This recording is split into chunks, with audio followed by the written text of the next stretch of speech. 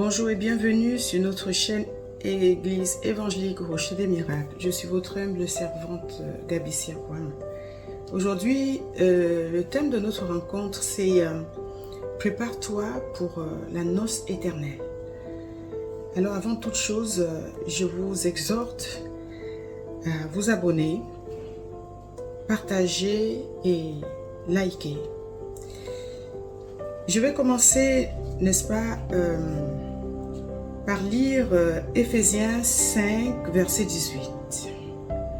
Ne vous enivrez pas d'alcool, tout type d'alcool, de vin, tout ce que vous pouvez imaginer. Ne vous enivrez pas d'alcool, c'est la débauche. Soyez au contraire remplis du Saint-Esprit.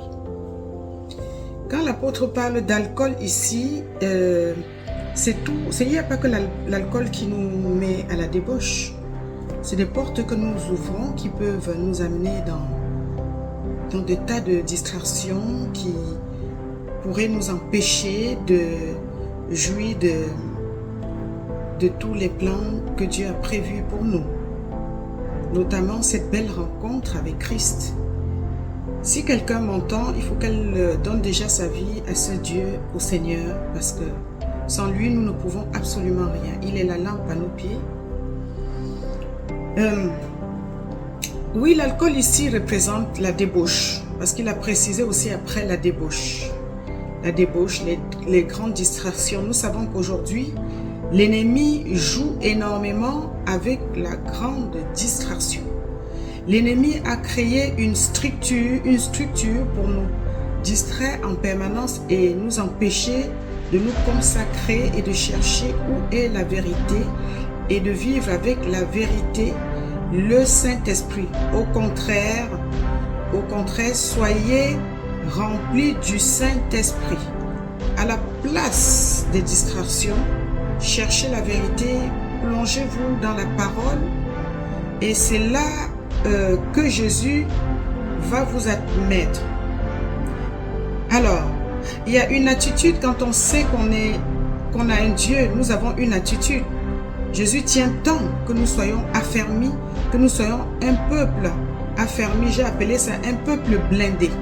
Blindé veut dire un peuple, quand tu es blindé, ça veut dire que tu es conscient qu'il y a des dangers, tu es conscient qu'à tout moment tu peux sortir du couloir. Alors même le psalmiste David nous dit son bâton et sa houlette me rassurent. C'est-à-dire que l'Éternel étant notre berger, il ne veut pas que nous sortions du couloir parce qu'il sait que dès que tu sors du couloir, tu es déjà en danger. Donc toutes ces distractions nous permettent, nous conduire hors couloir. Quand tu as des brebis, tu en as 100, vous êtes ensemble. D'où vient qu'il y a une brebis qui sort? Tu n'aurais pas peut-être les yeux pour voir. Mais sache que le monde spirituel existe. Cette brebis qui est sortie ou ces brebis qui sont sorties du troupeau de sang, du couloir, eh bien, elles ont été appelées d'une manière ou d'une autre. Soit viens regarder la télé, soit, oh voilà, on est en train de boire, on est entre amis, tout est prétexte pour distraire. Ah, soit, voilà, on peut se faire un cinéma, on peut voyager, on peut aller à la plage toute la journée. Le programme est vaste. Les gens, ils ne terminent même pas leur programme. Entre le cinéma, entre la télé, entre TikTok, entre Insta, entre Snap, entre Facebook, entre YouTube, entre toutes ces distractions. En plus de cela, il y a quand même le travail à côté. Eh bien, le programme est énorme. Après, il faut aller à la plage. Après, il faut prendre un verre dans un café avec les amis. Après, il faut aller rencontrer des filles ou des gars. Ainsi de suite. Le programme est bien chargé, n'est-ce pas? Et où est la place de notre Seigneur? La distraction va nous perdre. Je vais lire la parabole de 10 vierges. Matthieu 25. Alors le royaume des cieux sera semblable à 10 vierges qui avaient pris leurs lampes, allèrent à la rencontre de leur époux. 5 d'entre elles étaient folles et 5 sages. Les folles, en prenant leurs lampes, ne prirent point d'huile. Elles ne prirent point d'huile, elles, avec elles, mais les sages prirent avec leurs lampes de l'huile dans des vases. Alors l'époux tardait, toutes sans soupir et s'endormir. Au milieu de la nuit, on cria, voici l'époux. Voici l'époux, allez à sa rencontre. Alors toutes les vierges se réveillèrent et préparaient leurs lampes.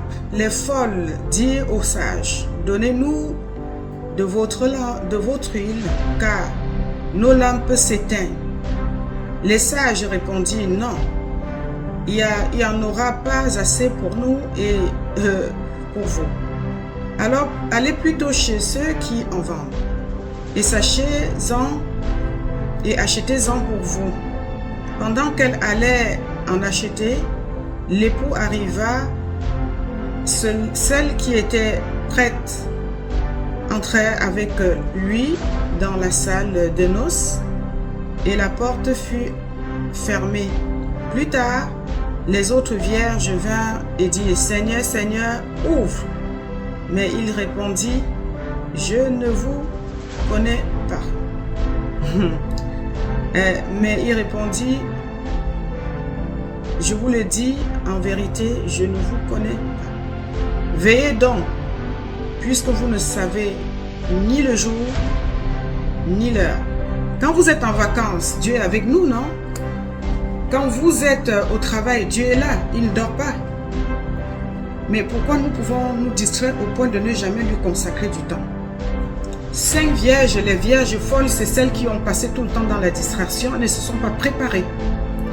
Et les 5 sages, c'est celles qui, au contraire, ont vécu même dans le monde, parce que nous sommes dans le monde, mais nous n'appartenons pas au monde. Donc, elles ont su que nous allons attendre ce Dieu qui lui-même dit, vous ne saurez ni l'heure, ni le jour. C'est bête. C'est pour ça qu'il faut être blindé, il faut être immunisé, il faut avoir le Saint-Esprit. Le Saint-Esprit ici représente l'huile. C'est-à-dire que l'huile qui doit illuminer notre vie tout le temps. Le Saint-Esprit représente ici une marque.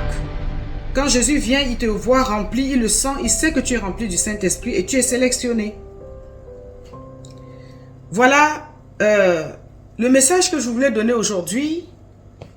C'est comme je vous ai dit, la préparation. Vous voyez, certains qui ont pensé que voilà, nous allons nous consacrer. Elles étaient tellement chargées qu'elles pouvaient attendre Jésus des mois et des mois. Elles étaient blindées, elles avaient tout le potentiel pour l'attendre. Ils pouvaient tarder. Il a fait exprès de les mettre aussi à l'épreuve. Et elles ont tenu. Et puis, alors, celles qui ne se sont pas préparées, elles n'ont pas de scrupules. Elles sont venues demander aux 5 vierges sages de leur donner un peu de leur... Ça me rappelle la fourmi et la cigale et la fourmi. La cigale ayant chanté tout l'été, se trouvant fort dépourvue, quand la buse fut venue, elle alla cria famine chez sa voisine en lui disant prête-moi à manger, donne-moi des graines. Et la fourmi lui dit, mais que faisiez-vous au temps chaud? Il dit, je chantais. Donc il chantait, je suppose qu'il dansait, il ne pouvait pas seulement chanter, il devait être aussi dans la distraction totale. Et la fourmi va lui dire, mais tu chantais, mais il est temps de danser aussi parce que nous on n'a pas chanté, il n'y a pas de raison que nous on vous donne ce qu'on a trouvé, on a notre due labeur. Donc vous voyez ici, bien-aimé dans le Seigneur, je voudrais encourager une personne. Je voudrais que tu sois ce peuple-là qui veille, que tu sois rempli du Saint-Esprit pour attendre le roi des rois. Maintenant, je voudrais prier, Seigneur Dieu Tout-Puissant, qu'une personne qui tombe sur ces directs soit vraiment blindé par le Saint-Esprit. Ne sois pas dans la distraction, sois plutôt dans le repos et la paix pour attendre l'avènement de notre Seigneur. Car le but le plus important étant de rentrer dans le royaume. Je ne me vois pas en tant que servant de Dieu, voir des personnes qui sont perdues.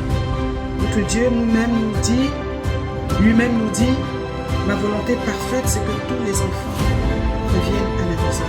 Si tu écoutes ce message, donne ta vie au Seigneur. Je bénis la parole de Dieu et je lui rends grâce et toute la gloire. Abonnez-vous encore, partagez.